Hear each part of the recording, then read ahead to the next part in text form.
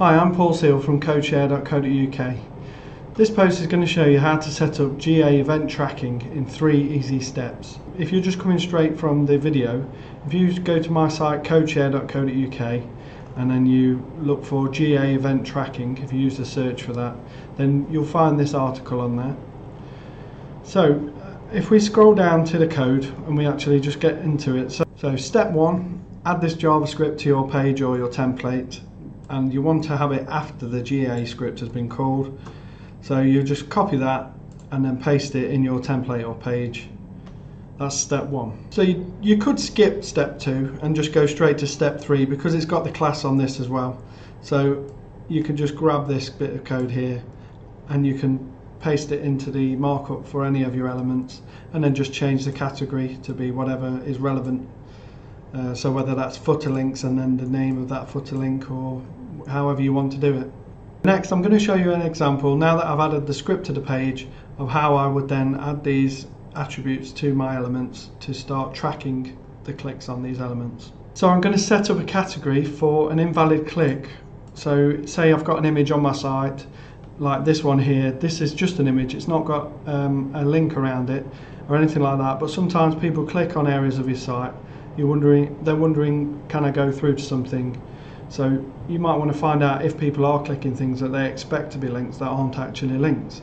So if we want to turn this one into to track any clicks on this image, what we can do is go into the content. Well, first of all, we go to the code that I gave you and we can just grab this part here where it's got class equals and data event category and data event label. Let's copy that and then we'll just edit it for the use that we want here.